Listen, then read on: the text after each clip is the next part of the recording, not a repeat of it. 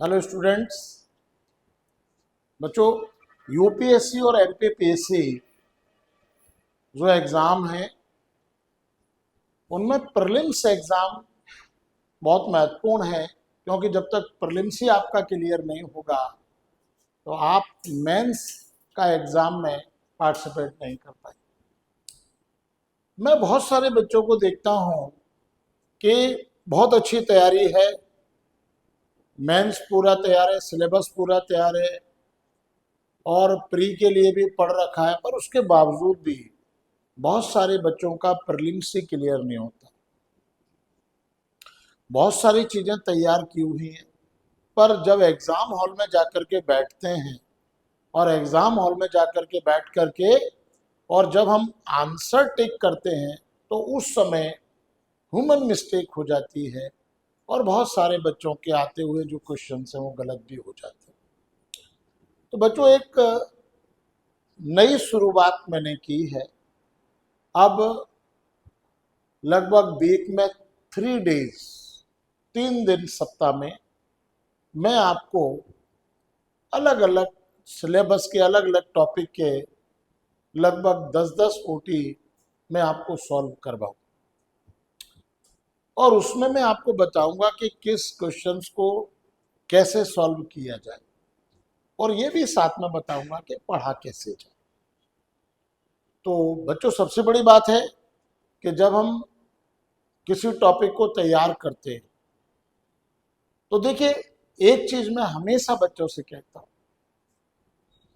कि हर एग्जाम की एक अप्रोच हो। आप अगर उस अप्रोच से सिलेबस को पढ़ करके और अगर आप क्वेश्चंस की प्रैक्टिस करेंगे तो आप ये मान करके चलिए कि आप सक्सेस के बिल्कुल नज़दीक जाए। इसीलिए होता क्या है कि जैसे मेरे इंस्टीट्यूट के बहुत सारे बच्चे, अब आप देखिएगा कि उनकी कभी प्रीलिम्स यूपीएससी के पीएससी की रुकती नहीं है और जब वो मेंस देते हैं तो मेंस नहीं रुकती और फिर उनका इंटरव्यू एमपीपीएससी में तो आप जानते ही हैं 95-90% से ऊपर ही रिजल्ट रहता है और बच्चे सिलेक्ट हो जाते हैं। और इसीलिए आपने देखा भी होगा कि बहुत कम एज में 21-22 साल में ग्रेजुएशन प्लस कंपटीशन के कॉन्सेप्ट से बच्चे बहुत सिलेक्ट हो रहे हैं और कोई यूपीएससी पीएससी हुआ नहीं है। मैं तो एक ही बात हमेशा कहता हूँ कि बच्चों, आलतू फालतू पढ़ने का कोई अर्थ नहीं है।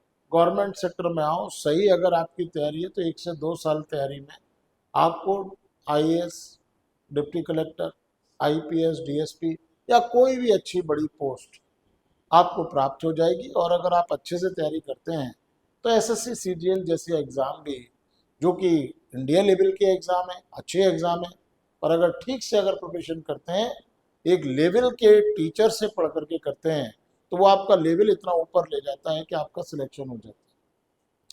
तो बेटे, आज जो शुरुआत हो रही है उसमें कुछ क्वेश्चंस मैं आज आपके सामने लेके आया हूँ और उन क्वेश्चंस को अपन यहाँ सॉल्व करने का प्रयास करेंगे और आप भी मेरे साथ पढ़िए और मैं फिर उसका आपको आंसर भी बताता हूँ और उसको एक्सप्लेन भी करूँगा।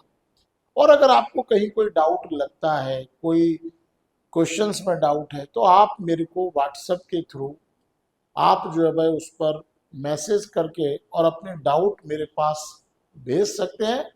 मैं उस डाउट को आपको क्लियर करूँगा। ठीक है, नेक्स्ट जब भी एपिसोड हमारा होगा उसमें करेंगे या फिर मैं आपको व्हाट्सएप पर ही उसको सॉल्व करके भेज दूँ। तो बहुत सारे बच्चे जो ऐसे हैं, जो दूर दराज के हैं, जो उतना नहीं जो भाई उनको गाइडेंस मिल पा रहा है, ऐसे बच्चों के लिए मैं समझता हूँ ये काफ़ी हेल्पफुल रहेगा। ठीक है, अब देखिए, ये यहाँ आप देख रहे हैं कि प्रश्न है, पहला ही प्रश्न देखिए। इस क्वेश्चंस 1 में कहा गया है कि भारतीय संविधान के भाग 4 में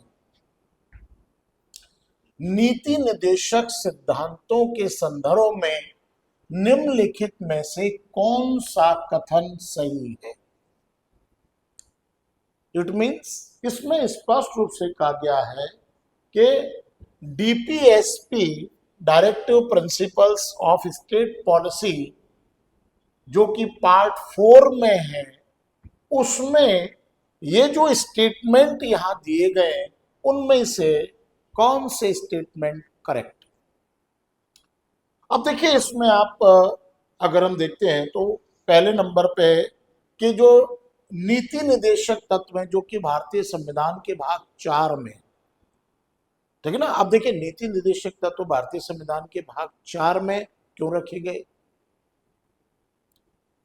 तो देखिए डायरेक्टिव प्रिंसिपल्स का मतलब ही ये है कि नीति निर्देशक तत्व अर्थात नीति के निर्धारण के समय उन तत्वों को ध्यान में रखा जाए और यह प्रयास किया जाए कि जो नीति निर्देशक तत्व रखे गए भाग 4 में, सरकार पॉलिसी बनाते समय, नीति बनाते समय उन समस्त प्रकार के जो तत्व उनको ध्यान में रखे और ज्यादा से ज्यादा उनको स्थापित करने का, लागू करने का प्रयत्न करे, ताकि एक लोक कल्याणकारी राज्य, एक वेलफेयर स्टेट की स्थापना की जा सके।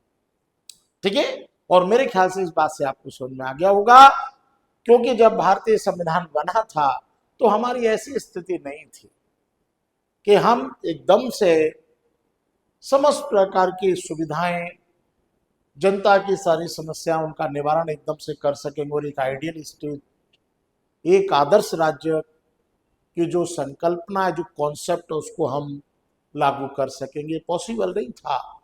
इसलिए हमने कुछ स्वप्नों को रखा कि धीरे धीरे चल करके जैसे हम सक्षम होते जाएंगे वैसे वैसे करके हम उन सारे जो हमने नीति निर्देशक तत्वों में एक वेलफेयर स्टेट की जो बात की है, उसके जो आवश्यक तत्व होंगे उनको हम धीरे धीरे करके लागू करें। और आप समझदार हैं, अब ये प्रश्न का कोई औचित्य नहीं, खत्म हो गया। क्योंकि देखिए इसमें साफ कहा गया है कि they shall be enforceable by the courts, वे न्यायालयों द्वारा प्रवर्तनीय होंगे। तो न्यायालय द्वारा प्रवर्तनीय हो ही नहीं सकते, क्योंकि अगर न्यायालय द्वारा प्रवर्तनीय अगर हो जाएंगे तो फिर ये जो वेलफेयर स्टेट की जो संकल्पना वही खत्म हो जाएगी, क्योंकि उस समय हम इनको लागू नहीं कर सकते, फोर्सली नहीं करा सकते। ये एक आदर्श राज्य की संकल्पना है, एक आइडियल स्टेट का कॉन्सेप्ट। तो सबसे इंपॉर्टेंट चीज क्या है कि अब वे न्यायालयों द्वारा प्रवर्तनीय होंगे, ये गलत है, क्योंकि भाग 4 न्यायालय द्वारा प्रवर्तनीय नहीं। दूसरा कहा गया है कि वे किसी भी न्यायालय द्वारा प्रवर्तनीय नहीं होंगे। तीसरी बात इसमें की गई है तो वे न्यायालयों द्वारा प्रवर्तनीय होंगे, ये गलत है। वे किसी भी न्यायालय द्वारा प्रवर्तनीय नहीं होंगे, किसी भी न्यायालय के द्वारा प्रवर्तनीय नहीं होंगे, ये बात सही है। इस भाग में वर्णित सिद्धांत राज्यों को कानून बनाने के लिए प्रेरित करेंगे। इस भाग में वर्णित सिद्धांत राज्यों को अर्थात स्टेट को कानून बनाने के लिए, लॉस बनाने के लिए उनको सामान्यतः गाइड करेंगे, प्रेरित करेंगे, ये बात सही, ये इसीलिए रखेंगे। तो सबसे इंपॉर्टेंट चीज क्या है कि अगर हम इसमें देखें कि भाई इसमें पूछा गया भारतीय संविधान के भाग 4 में नीति सिद्धांतों के संदर्भ में निम्नलिखित में से कौन से कथन सही हैं, ठीक है ना। तो कथन कौन से सही है, वे न्यायालयों द्वारा प्रवर्तनीय होंगे, ये गलत है। वे किसी भी न्यायालय द्वारा प्रवर्तनीय नहीं होंगे, ये सही है। और इस भाग में वर्णित सिद्धांत राज्यों को कानून बनाने के लिए प्रेरित करेंगे, ये भी सही है। तो इसमें आंसर 2 और 3 सही। अब इसकी अगर अपन बात करते हैं कि वे, इसमें स्पष्ट रूप से इस बात को कहा गया है, तो इसमें स्पष्ट रूप से विकल्प ऑप्शन में आप देखिए केवल 1, केवल 2 और 3, केवल 1, 3, ओनली 1 एंड थर्ड। तो इसमें आंसर कौन सा होगा, डी, अर्थात इसमें आंसर होगा डी, आंसर होगा। और इसमें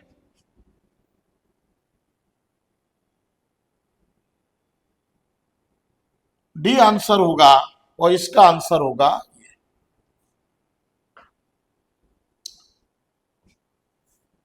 मेरे ख्याल से इस क्वेश्चन समझ में आ गया होगा और डीपीएसपी भी समझ में आ गए होंगे। अब इसके बाद अपन चलते हैं नेक्स्ट क्वेश्चंस की तरफ। अब देखिए इसमें कहा गया है भारतीय संविधान के तहत धन का केंद्रीकरण, सेंट्रलाइजेशन ऑफ मनी किसके द्वारा सक्षम बनाया गया है?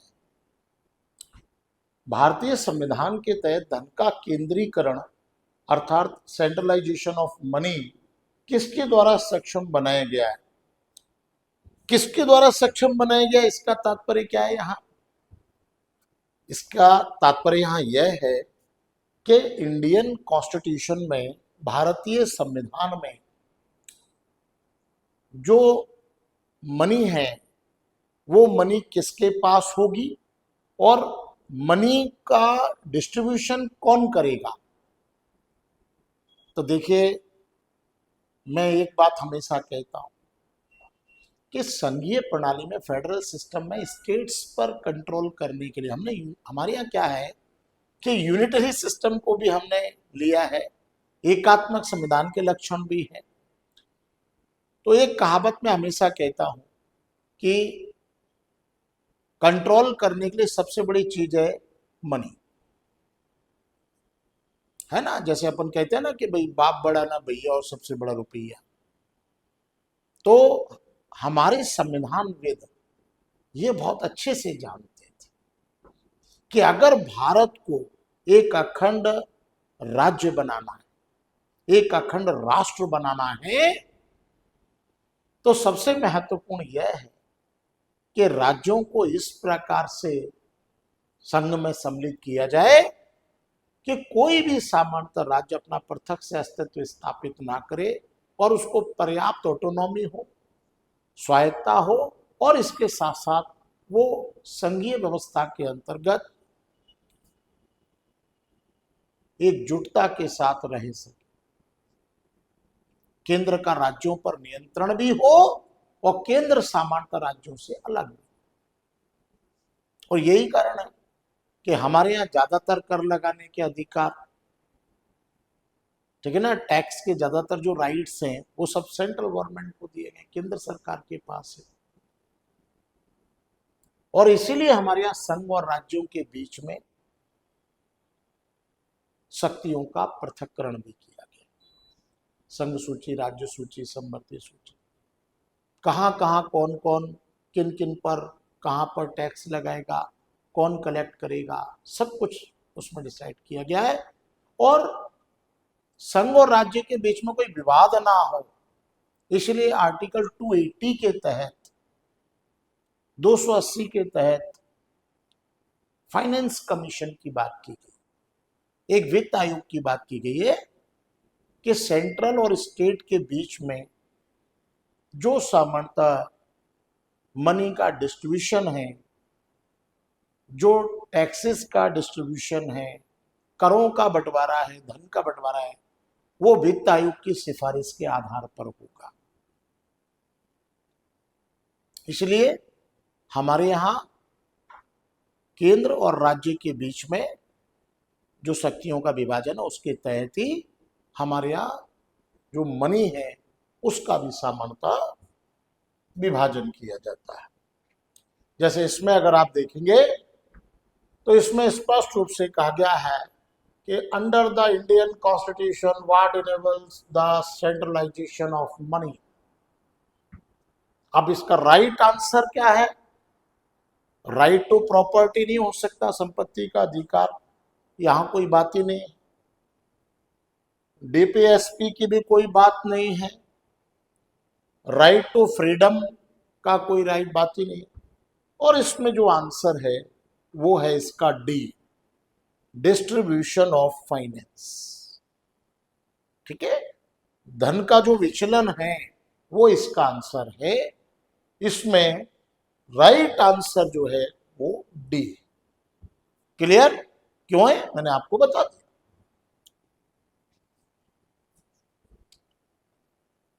अगला जो क्वेश्चन है, अब आप देखिए, निम्न में से कौन सा एक सही मेल नहीं है। मतलब ये यूपीएससी कोई भी एग्जाम, एमपीपीएससी में भी बेटे अब एमपीपीएससी का लेवल भी बहुत तेजी से बढ़ रहा है ना। कई सारे बच्चों को मैं क्या सुनता हूँ, कई कोचिंग्स में उतना उतना करा दिया, 1 लाइनर बता दिया, और बच्चा जो है भाई जब उसी की प्रैक्टिस करता है और जब पेपर में आता है क्वेश्चंस बढ़िया कोड वाला आएगा और स्टेटमेंट रीजन आएंगे, तो बच्चा फिर वहां पर खत्म हो जाता है। बोले जी क्या। तो बेटे आप धीरे धीरे ट्रेंड बदल रहा है, आप यूपीएससी को, एमपीपीएससी भी आप धीरे धीरे यूपीएससी की तरफ ही जा रहा है, इसलिए लेवल वही लेकर के चले और हर प्रकार के क्वेश्चंस की प्रैक्टिस करें और अच्छे से करें। अब देखिए यहां जो क्वेश्चंस आप देख रहे हैं कि which one of the following is not correctly matched, इसमें ऑप्शन ए आर्टिकल 39 है समान न्याय और निःशुल्क विधिक सहायता। तो देखिए equal justice and free legal aid, तो ये तो आप देख ही रहे हैं कि ये बिल्कुल सही है। कौन सा वाला मेल सही नहीं है ना।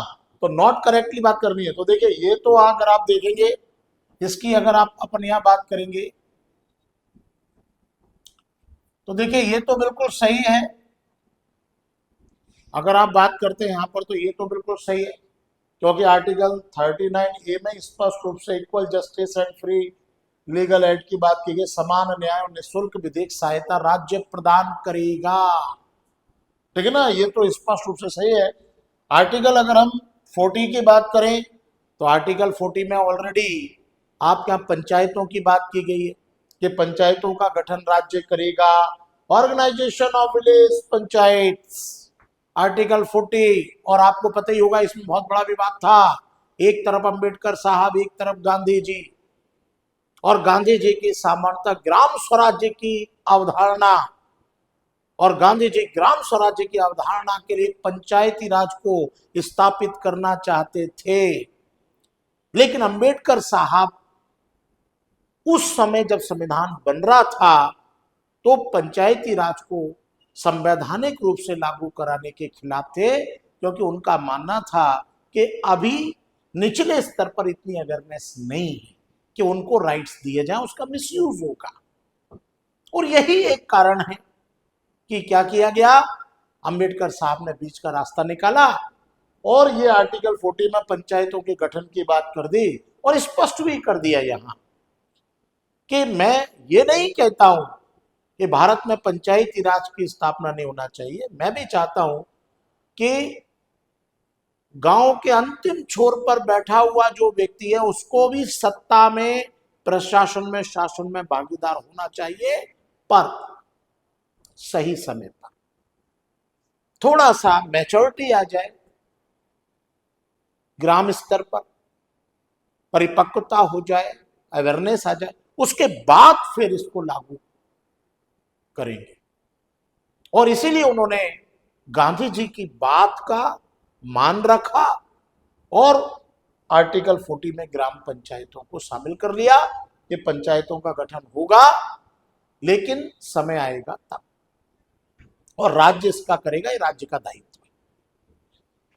आर्टिकल 44 की बात करें, यूनिफॉर्म सिविल कोड, समान नागरिक संहिता बात की गई है।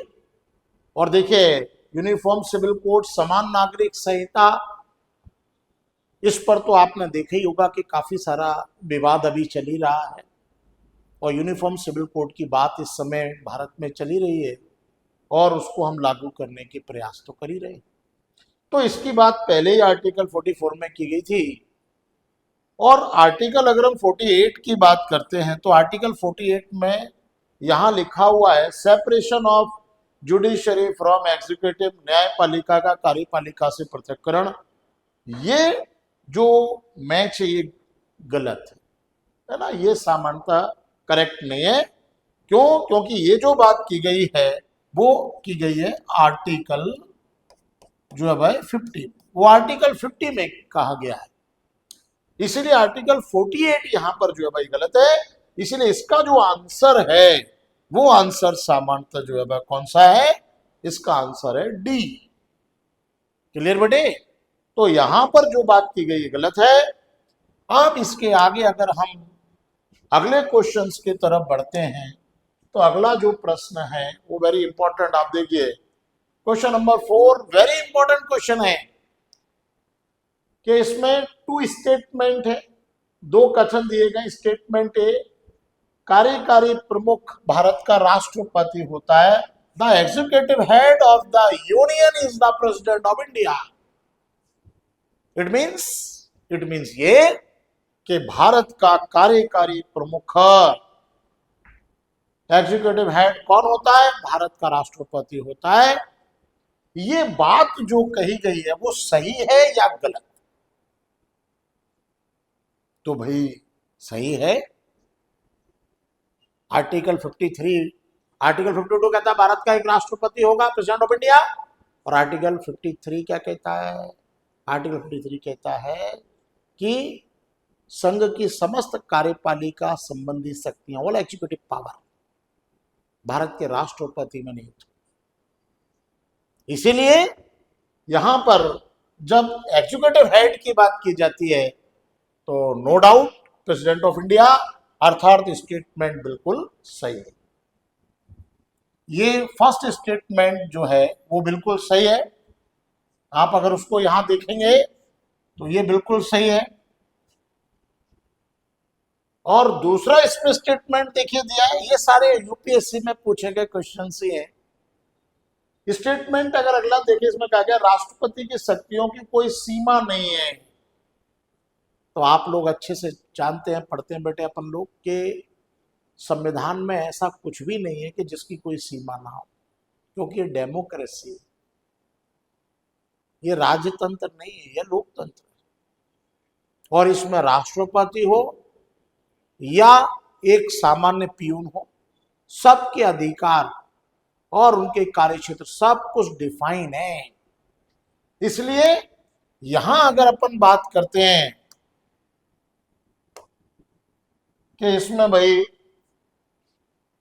क्या आंसर होना चाहिए, तो इसमें आप देख सकते हैं, मैं समझता हूं कि ए और आर दोनों सही है। आर ए की सही व्याख्या करता है तो पहले ही गलत है, क्योंकि दोनों सही है ही नहीं, है ना। Both A and R are correct, है ना। तो जनरली ये तो है ही नहीं। बी में कहा गया ए और आर दोनों सही हैं, लेकिन आर ए की सही व्याख्या नहीं करता, ये भी नहीं। इसमें सी में कहा गया है कि केवल ए सही है और आर गलत है। इसमें कहा गया है कि ए सही है और आर गलत है। अर्थात जो है भाई अगर यहां पर अपन बात करते हैं तो इसका जो आंसर है वो सी, ए सही है और आर गलत। क्लियर बात हो गई? ए नहीं, इसमें आंसर इसका है बेटा डी, क्योंकि ए नहीं, सी आंसर ही है। ए केवल ए सही है, कार्यकारी प्रमुख भारत का राष्ट्रपति बिल्कुल सही है, और राष्ट्रपति की शक्तियों कोई सीमा नहीं है, ये गलत है, क्योंकि राष्ट्रपति की शक्तियां भी सीमित, इसलिए इसका आंसर होगा सी। क्लियर बेटे? अब अपन अगला क्वेश्चन देखते हैं। अब अगले अगर प्रश्न की बात की जाती है तो बहुत अच्छा प्रश्न एक और आ गया। देखिए एक और प्रश्न यहां पर आता है कि भारत का राष्ट्रपति प्रत्यक्ष चुनाव द्वारा चुना जाता है। The president of India is elected by direct election. और सेकंड क्या है स्टेटमेंट आर, एक निर्वाचक मंडल की व्यवस्था है जिसमें संसद के दोनों सदनों और राज्य विधानसभाओं के निर्वाचित सदस्य सम्मिलित होते हैं। There exist an electoral college comprising elected members of both houses of parliament and the elected members of the state legislative assemblies। तो आप देखिए, आप अगर हम भारत में बात करते हैं तो भारत में सामान्यतः पार्लियामेंट्री सिस्टम है, भारत में संसदीय शासन प्रणाली है, और संसदीय शासन प्रणाली में पार्लियामेंट्री सिस्टम में सबसे इंपॉर्टेंट चीज है कि यहां पर सामान्यता जो भारत में जो पार्लियामेंट सिस्टम है उसमें नाम मात्र की और वास्तविक कार्यपालिका होती है। इसलिए इसीलिए होता क्या है, इसलिए होता यह है कि प्रेसिडेंट का जो इलेक्शन है वो डायरेक्ट नहीं होता, क्योंकि प्रेसिडेंट का डायरेक्ट इलेक्शन यूएस में होता है, प्रेसिडेंशियल सिस्टम में होता है, अध्यक्षात्मक प्रणाली में होता है। इसीलिए अगर भारत का राष्ट्रपति प्रत्यक्ष चुनाव द्वारा चुना जाता है तो ये स्टेटमेंट कैसा है, ये स्टेटमेंट गलत। अब व्यवस्था क्या की गई, क्योंकि बेटे बहुत बड़ी प्रॉब्लम है ये, क्योंकि हमने पार्लियामेंट्री सिस्टम का अडॉप्ट किया, संसदीय प्रणाली, और यूके से हमने बेसिकली इसको लिया।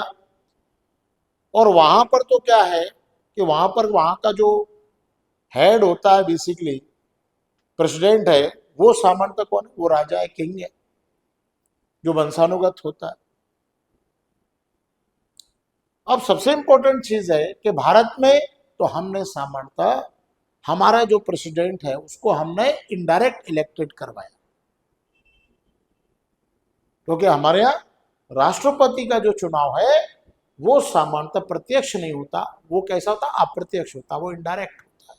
और उसके लिए हमने एक इलेक्टोरल कॉलेज बनाया, और उस इलेक्टोरल कॉलेज में हमने पार्लियामेंट के जो दोनों सदन है उन दोनों सदनों के elected members and state assemblies के इलेक्टेड मेंबर्स को शामिल किया, वो वोट करते हैं, और देन उसके बाद फिर हमारे यहाँ राष्ट्रपति का चुनाव होता है। ठीक है बेटे, तो यहां पर अगर हम इसके ऑप्शन की बात जाते हैं कि ऑप्शन में क्या है भाई, ऑप्शन में है ए सही आर गलत, बी ए गलत आर सही, ए और आर गलत। तो देखिए इसमें सबसे पहली बात है कि ए गलत है और आर सही, आंसर इसका हो गया बी। आंसर इसका क्या हो गया, आंसर इसका हो गया सामान्यता बी हो गया। तो आंसर इसका बी, तो यहां पर ये इसका आंसर का है। अब इसके बाद अगर हम आगे चलते हैं और अगले क्वेश्चंस के पास जाते हैं तो देखिए यहां पर एक और क्वेश्चन आ गया कि भारतीय संविधान के किस अनुच्छेद के अंतर्गत राष्ट्रपति को आपातकाल घोषित करने की शक्ति प्राप्त है। Under which article of the Indian constitution does the president have the power of declare an emergency. Emergency declare president किस आर्टिकल के अंतर्गत करते हैं। तो देखिए हमारे यहां जब इमरजेंसी की बात की जाती है तो बेसिकली इमरजेंसी डिक्लेयर जो प्रेसिडेंट करते हैं वो नेशनल इमरजेंसी पर अगर अपन जाते हैं तो बेसिकली यहां पर 352 है, आर्टिकल 352 नेशनल इमरजेंसी, राष्ट्रीय आपातकाल। और इसके साथ साथ अगर हम आर्टिकल 356 की तरफ जाते हैं तो वो स्टेट में इमरजेंसी है, जिसको आप राष्ट्रपति शासन कहते हैं। अगर राज्य में, अगर स्टेट में अगर लॉ एंड ऑर्डर अगर ठीक से मेंटेन नहीं हो रहा है तब गवर्नर ऑफ द स्टेट, उस राज्य के राज्यपाल की एडवाइस पर प्रेसिडेंट वहां इमरजेंसी लगा सकते हैं, आर्टिकल 356। और एक और महत्वपूर्ण इमरजेंसी है फाइनेंशियल इमरजेंसी, आर्टिकल 360। अब यहां अपन देखते हैं क्या इसके विकल्प हैं। अब देखिए आप एक चीज तो जानते हैं कि आंसर हमेशा वो होता है उसी में से दिया जाता है जो आपके सामने विकल्प होते हैं। ठीक है, अब यहां पर इसमें आर्टिकल 360 राष्ट्रपति को आपातकाल घोषित करने का अधिकार है। ठीक है, तो 360 ये नहीं है। आर्टिकल 123 ये ऑर्डिनेंस है, आप लोग जानते हैं प्रेसिडेंट का अध्यादेश जारी करने का अधिकार, ऑर्डिनेंस। आर्टिकल 200 ये आपको पता ही है कि रिजर्व विल रखता है, गवर्नर, राष्ट्रपति के। अब आर्टिकल अगर हम 356 की बात करें तो ये है सामान्यतः प्रेसिडेंशियल रूल, अर्थात स्टेट में राष्ट्रपति शासन, अर्थात जो है भाई आपातकाल घोषित करने की शक्ति इस जो है भाई 356 के इस जो हमारे सामने इस समय जो विकल्प है उन विकल्पों में से ये जो डी है वो बिल्कुल करेक्ट है। ठीक है, अगर इसमें नेशनल इमरजेंसी होता और 352 तब लगाते, अगर इसमें फाइनल इमरजेंसी होता तो 360 लाते, लेकिन इसमें क्या है, इसमें राष्ट्रपति ओनली इमरजेंसी की बात की गई। Under which article of the Indian constitution does the president have the power to declare an emergency? Clear, इसलिए इसमें आर्टिकल 356 करेक्ट।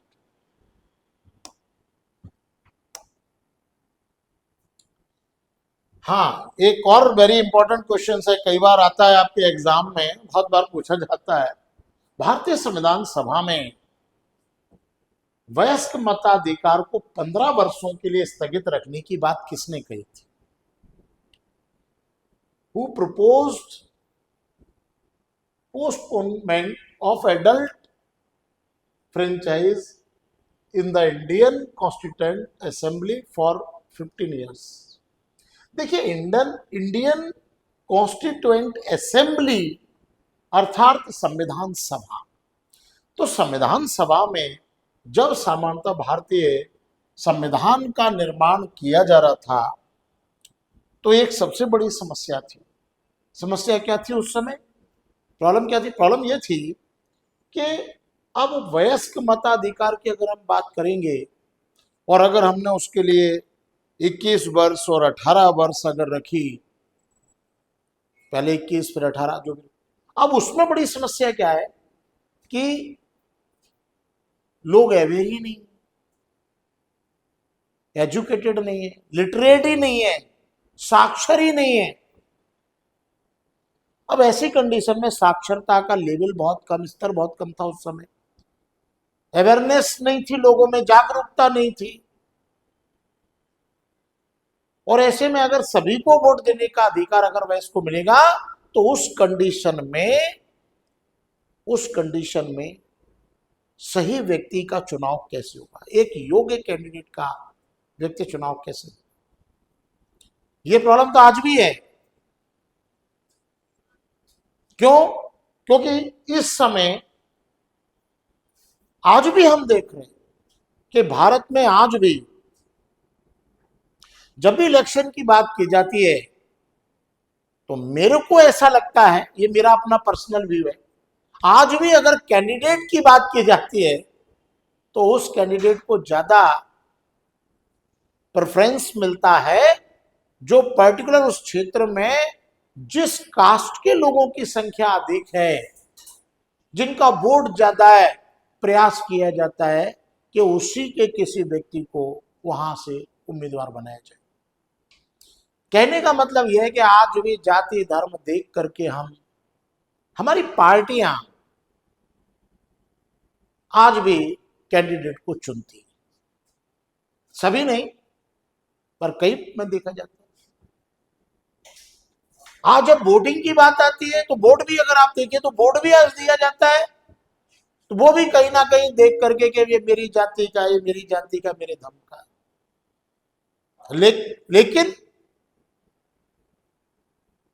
लेकिन अगर आप एक सशक्त राष्ट्र बनाना चाहते हैं,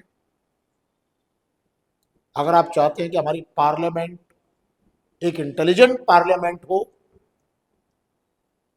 तो सबसे इंपॉर्टेंट चीज है कि हमको कैंडिडेट को टिकट भी योग्यता देकर ही देना चाहिए, और वोट भी जब हम दें तो हमको वोट भी योग्य व्यक्ति को देख करके देना चाहिए, फिर वो हमारे धर्म हमारी जाति का हो या ना, क्योंकि अगर योग्य होगा तो सबके लिए काम करें और सबका विकास होगा तो ही राष्ट्र का विकास होगा, या ये कह लीजिए राष्ट्र का विकास होगा तो सबका विकास।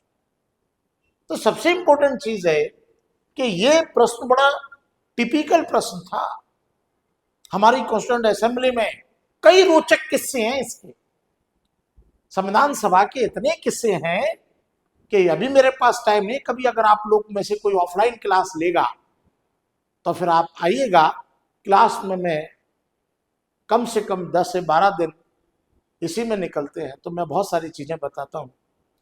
तो यहां पर ये प्रश्न है, भारतीय संविधान सभा वयस्क मताधिकार को 15 वर्षों के लिए स्थगित रखने की बात किसने कही थी?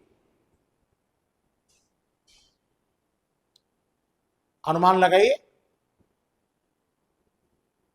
अंबेडकर साहब तो कह नहीं सकते क्योंकि वो तो इसके प्रबल पक्षधर थे। नेहरू जी कह नहीं सकते क्योंकि नेहरू जी भी इसके प्रबल पक्षधर थे, क्योंकि नेहरू जी तो बिल्कुल कहते थे कि ज्यादा से ज्यादा लोगों को वोट देने का अधिकार मिलना चाहिए।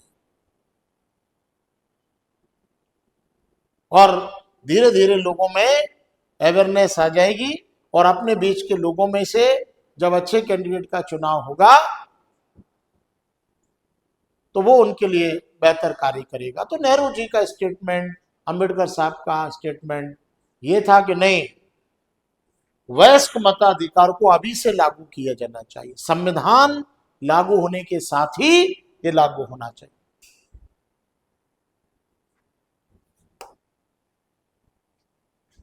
इसमें यहां अगर बात की जाए तो इसमें डॉक्टर राजेंद्र प्रसाद की अगर हम बात करते हैं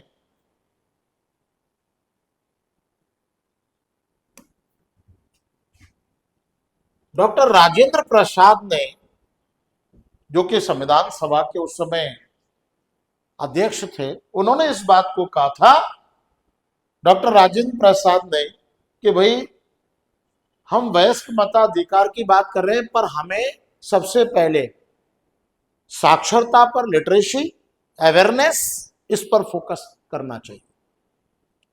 और अगर हम 15 वर्षों के लिए ये वयस्क मताधिकार को अगर हटा देते हैं, स्थगित रखने की बात करते हैं, तो लोगों में जो साक्षरता है, लोगों में जो जागरूकता है, वो बहुत तेजी से बढ़ेगी और इस प्रकार से जो है भाई, जो सोसाइटी है उसमें अवेयरनेस आएगी और अच्छी कैंडिडेट का चुनाव होगा। तो इसका जो राइट आंसर है वो है डॉक्टर राजेंद्र प्रसाद। अब देखिए क्वेश्चन नंबर 8 की अगर हम बात करते हैं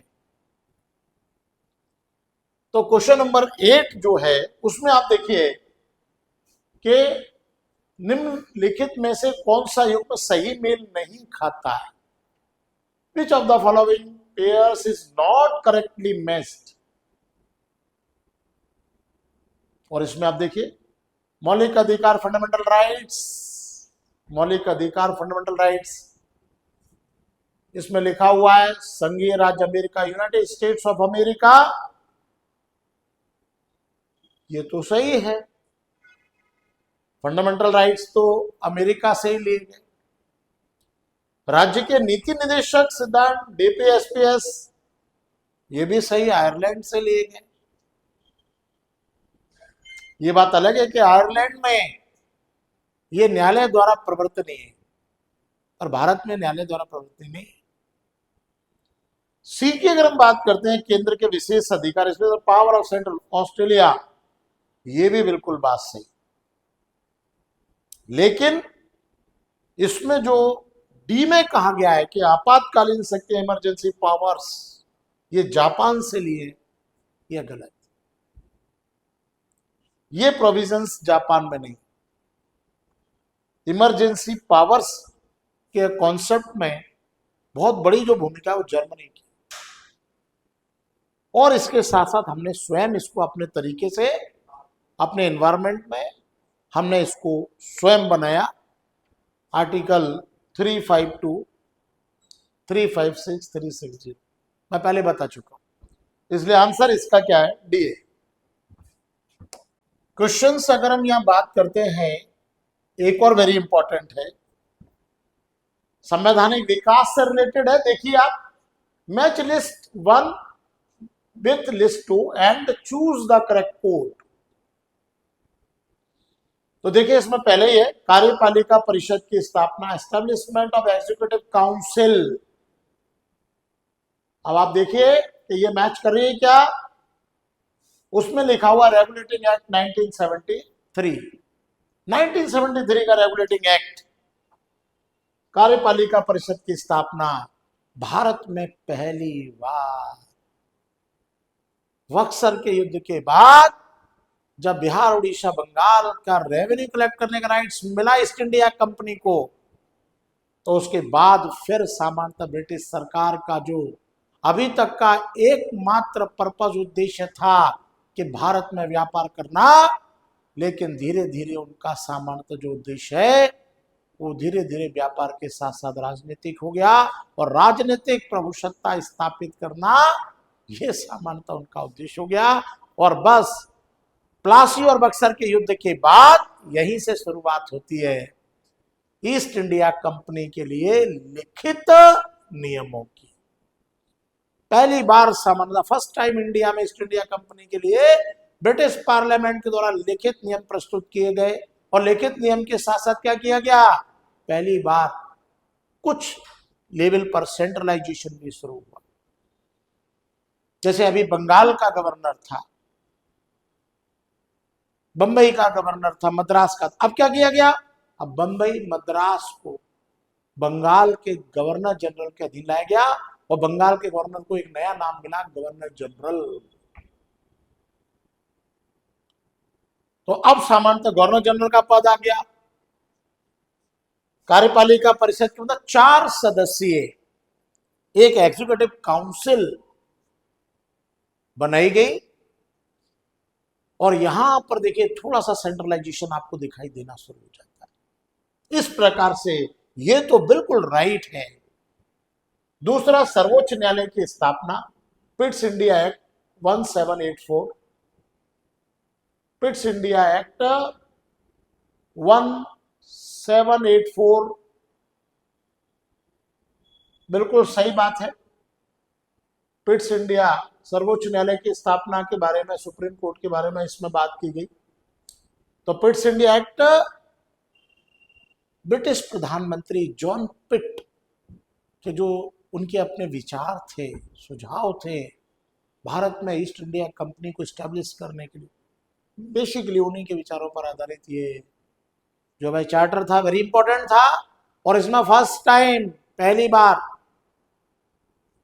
जो कंपनी के राजनीतिक कार्यों को अलग किया गया और प्रशासनिक कार्यों को अलग किया, और इसके लिए बोर्ड ऑफ डायरेक्टर्स और बोर्ड ऑफ कंट्रोल ये बनाए गए।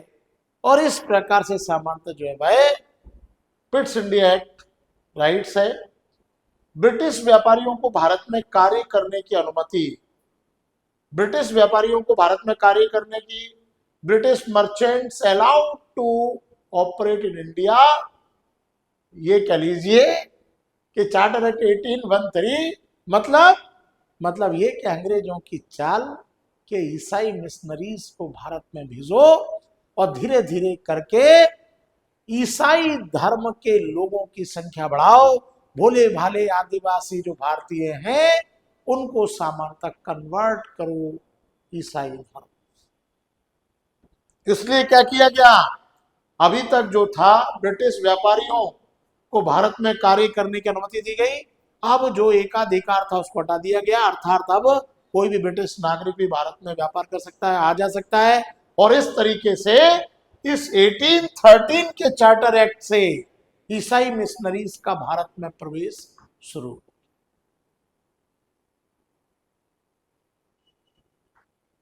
डी पे आ जाओ, गवर्नर जनरल की परिषद में विधायी सदस्यों की नियुक्ति, appointment of legislative member in governor generals council, 1833 1833 का जो चार्टर एक्ट था इज वेरी वेरी इंपॉर्टेंट।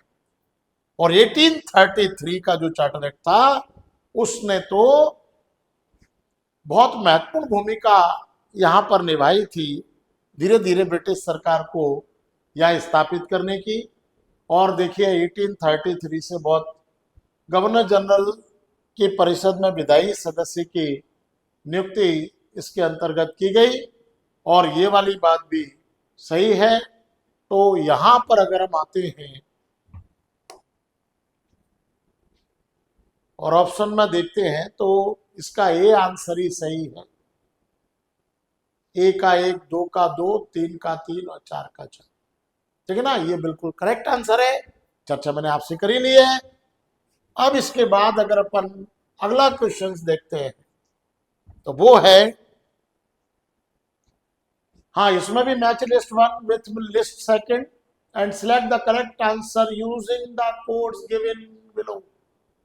देखिए, लिस्ट अगर हम वन की बात करते हैं तो इंटरनेशनल, अंतरराष्ट्रीय विधि के प्रति सम्मान, रेस्पेक्ट फॉर इंटरनेशनल लॉ। दूसरा है अपराधियों के प्रति मानवीय दृष्टिकोण।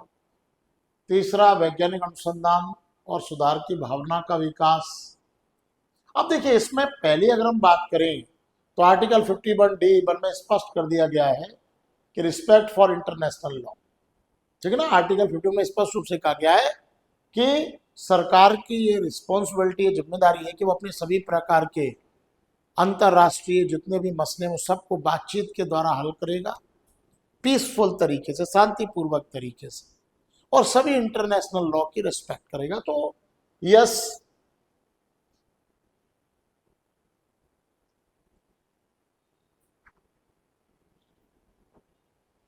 अंतर्राष्ट्रीय विधि प्रति सम्मान, अपराधियों के प्रति मानवीय दृष्टिकोण, वैज्ञानिक अनुसंधान और सुधार की भावना का विकास, और इसमें आर्टिकल 50 है, ये गलत है। रिस्पेक्ट, अंतर्राष्ट्रीय विधि के प्रति सम्मान, अपराधियों के प्रति मानवीय दृष्टिकोण, आर्टिकल 51D(4), और लास्ट है राज्य की लोक सेवाओं में न्यायपालिका को कार्यपालिका से पृथक करना। हाँ, देखिए अब जो क्वेश्चंस है 10, इसमें स्पष्ट कहा गया है कि देखिए, match list one with list two and select the correct answer using the codes given below. अब देखिए, सूची 1 को सूची 2 से मिलाइए और नीचे दिए गए कोड से सही उत्तर चुनिए, ठीक है। अब देखिए, इसमें अगर हम बात करते हैं सही मिलान की, करेक्ट मैचिंग, तो यहां पर आप देखिए अंतरराष्ट्रीय विधि के प्रति सम्मान, रेस्पेक्ट फॉर इंटरनेशनल लॉ।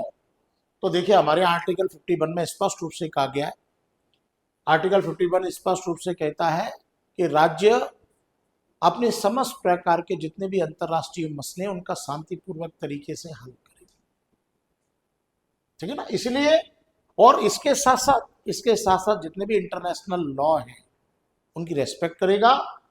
इसलिए अंतरराष्ट्रीय विधि के प्रति सम्मान, रेस्पेक्ट फॉर इंटरनेशनल लॉ, इसमें आर्टिकल 51D(4) ये सही ऑप्शन है। इसमें स्पष्ट रूप से कहा गया 51 में, अपराधियों के प्रति मानवीय दृष्टिकोण की अगर हम बात करते हैं तो अपराधियों के प्रति मानवीय दृष्टिकोण, तो देखिए इसमें स्पष्ट रूप से अगर हम बात करते हैं तो आर्टिकल 51D, ठीक है ना, इसमें बात की गई आर्टिकल 51D, और जो है 8th में। अब सी की अगर हम बात करते हैं, वैज्ञानिक अनुसंधान और सुधार की भावना का विकास, तो वैज्ञानिक अनुसंधान और सुधार की भावना का विकास, इसकी बात की गई है आर्टिकल 51D(1).